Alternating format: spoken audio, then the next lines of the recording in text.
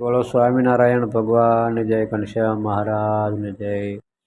ભક્તો, આજે આપણે ઘનશ્યામ મહારાજની બાળ લીલા ચરિત્રની કથા લઈને આવી ગયા છીએ. આ ચેનલમાં બધાનું સ્વાગત છે. અને જે ભક્તોને ઘરે ભગવાનની મૂર્તિ હોય અને એમને જો ઓનલાઈન ભગવાનના વાઘા મગાવવા હોય તો અમારી પાસેથી મગાવી શકો છો. અમારો મોબાઈલ નંબર 63 54 45 14 82. આ નંબરમાં ફોન કરીને વધારે માહિતી લઈ શકો છો. હવે આપણે ભગવાનની લીલા ચરિત્રની કથા કરવાની છે. 29મા અધ્યાયની કથા ભાગ 1 આપણે કથા કરીશું. તો આ કથા તમે પૂરેપૂરી સાંભળજો. ભક્તો, અંત સમયે જો આ લીલા ચરિત્ર આપણને યાદ આવી જાય તો આપણા જીવાત્માનો મોક્ષ થઈ જાય અને આપણો આ મહેનત રહી એ સફળ થઈ જાય. ભક્તો, આ કથા હું મારા સ્વાર્થ માટે કરું છું. હું મારા જીવાત્માનું કલ્યાણ અર્થે આ કાર્ય કરું છું. તો તમે પણ આ કથાનો લાભ લઈને અને તમે તમારા જીવાત્માના કલ્યાણ અર્થે ભગવાનને રાજી કરજો. તો આપણે વધારે વાતો નહીં કરતા 29મા અધ્યાયની કથાનો આરંભ કરીશું. આ અધ્યાયમાં મહારાજ અંગૂઠીની લીલા કરેલી છે અને શાસ્ત્રોનું સારનું દોહન કરેલું છે. મહારાજ કહે છે, હે રામશરણજી, એક સમયે અયોધ્યામાં સુવાસિની બાઈ જે અમારા માતૃશ્રી તે પોતાની અંગૂઠી ઉતારીને બાજોઠ ઉપર મૂકીને રસોઈ કરવા લાગ્યા. ત્યારે તે અંગૂઠીને ઘનશ્યામ મહારાજ સાનામાના ચોરી કરીને સામે ઉમરવા હલવાઈની દુકાને જઈને તેને આપીને કહ્યું, જે આની મીઠાઈ આપો. તેવું સાંભળીને હલવાઈએ તે અંગૂઠી લીધી અને તેના બદલામાં 1 શેર બરફી આપી. તે જોઈ પોતે વિચાર કર્યો, જે મને આ હલવાઈ છેતરે છે, માટે તેનો સર્વે મીઠાઈનો માલ હું ખાઈ જાઉં. એવો વિચાર કરીને એમ બોલ્યા, જે અમો જેટલી મીઠાઈ ખાઈએ તેટલી ખાવા દો. તેવું સાંભળીને હલવાઈ કહે, બહુ સારું. પછી તેણે મનમાં વિચાર કરીને અંગૂઠી પોતાની સ્ત્રીને બતાવી. ત્યારે તેની સ્ત્રી અમૂલ્ય વીંટી જોઈને પરીક્ષા કરીને બોલી, જે હે ઘનશ્યામ, તમારે જેટલી મીઠાઈ જમવી હોય તેટલી અમારી દુકાનમાં બેસીને જમો. ત્યારે પોતે દુકાનની નીચે ઊભા હતા તે તત્કાળ દુકાનમાં જઈ એક બાજુ બેઠા.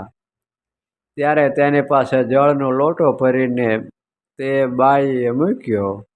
પછી પાત્રમાં મીઠાઈ ભરીને તે ઉમરાવ હલવાઈએ આપ્યો. તે જેટલી મૂકી તેટલી તુરત જ જમી ગયા. એમ કરતાં કરતાં દુકાનની સર્વે મીઠાઈ જમી ગયા. ત્યારે પોતાના ભાઈ રામચરણની દુકાનેથી લાવીને આપતો હતો. તેટલામાં તો રાજાના 2 પોલીસ બ્રાહ્મણ હતા. તે સૂર્યકુંડે સ્નાન કરવા જતા હતા. તેમણે આ ઠરાવ સાંભળીને કેટલાક શહેરના માણસો સહિત ભેગા જોવા સારું ઊભા રહ્યા. ત્યારે વચનેથી બંધાયેલો હલવાઈ પોતે બીજી કેટલીક દુકાનોમાંથી મીઠાઈ લાવીને આપતો હતો. તે સર્વે જમીને પેટ ઉપર હાથ ફેરવીને કહે છે, મારે તો જમવા મીઠાઈ જોઈશે.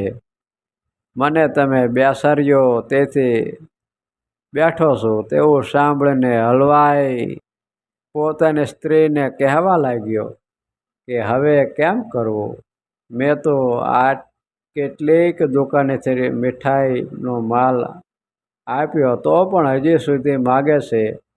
ત્યારે તે બાઈએ કહ્યું, જે હવે આ ઘીનું ભરેલું કુંડલું એમની પાસે મૂકો એટલે ઉઠીને જશે. ત્યારે તેમણે એમ કર્યું. ત્યાં તો ઘનશ્યામ મહારાજે દેવને આજ્ઞા કરીને તે મરકંટ રૂપે દેવ ઘી ત્યાં ને ત્યાં ખાઈને અદ્રશ્ય થઈ ગયા. તે જોઈને મહાવિસ્મય પામતો સતો હલવાઈ સમીપે આવી પગે લાગીને બોલ્યો, જે હે ઘનશ્યામ, તમે તો સાક્ષાત રામચંદ્રજી છો ને હવે તો તમે મારા ઉપર કૃપા કરીને જેમ સારું થાય તેમ કરો. ત્યારે ઘનશ્યામ મહારાજ બોલ્યા, જે હવે મારે નહીં જોઈએ. એમ કહીને હાથ મુખ ધોઈને દુકાનેથી નીચે ઉતરીને ચાલ્યા ગયા. તે જોઈને સર્વે જનો મહા આશ્ચર્ય પામતા હતા.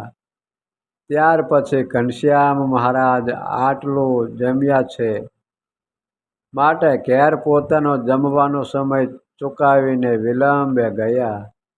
ત્યારે સુવાસિની બાઈ બોલ્યા, ઘનશ્યામભાઈ, તમોએ મારી અંગૂઠી જોઈ છે?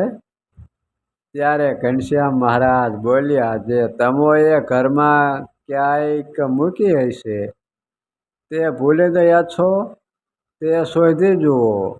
ત્યારે ધર્મ ભક્તિ બોલ્યા, હે ઘનશ્યામ, તમોએ લીધી હોય તો આપો. તમો આગળ છપૈયાપુરમાં એક વખત વાળી લઈ ગયા હતા, માટે અંગૂઠી પણ લીધી હોય તો બોલો.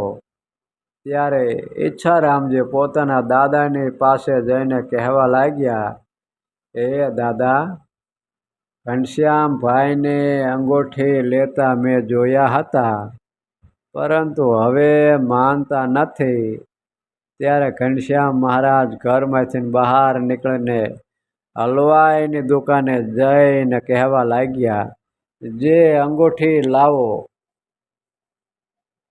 ત્યારે હલવાઈ બોલ્યો, જે મારો આટલો બધો મીઠાઈનો માલ ખાઈ ગયા અને અંગૂઠી લેવા આવ્યા છો?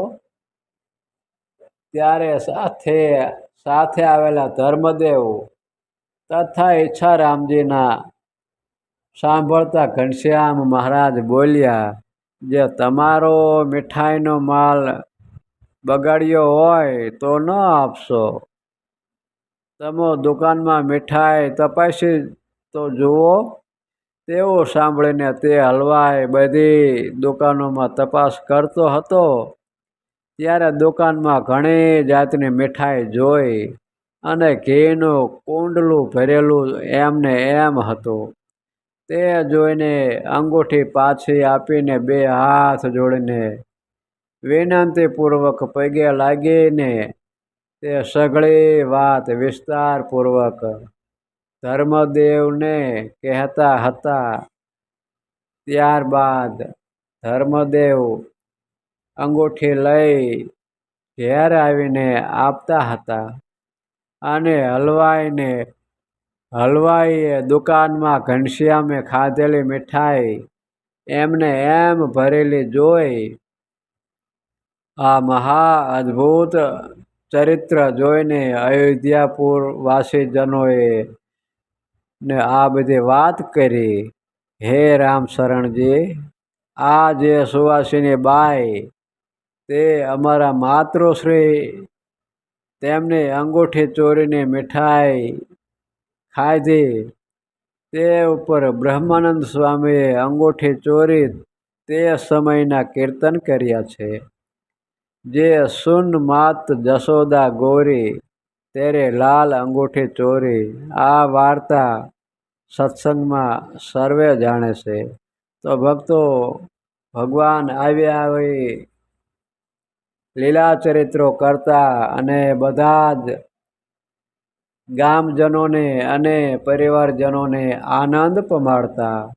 અને આપણે પણ આ કથા જીવનમાં ઉતારીને હંમેશા આવી બધી લીલા ચરિત્રની કથા વાગોળવી જોઈએ, જેથી કરીને આપણને અંત સમયે જો આમાંની એકાદી કથા યાદ આવી જાય તો આપણા જીવાત્માનું કલ્યાણ થાય અને ઉદ્ધાર થાય. તો અત્યારે બસ આટલું જ.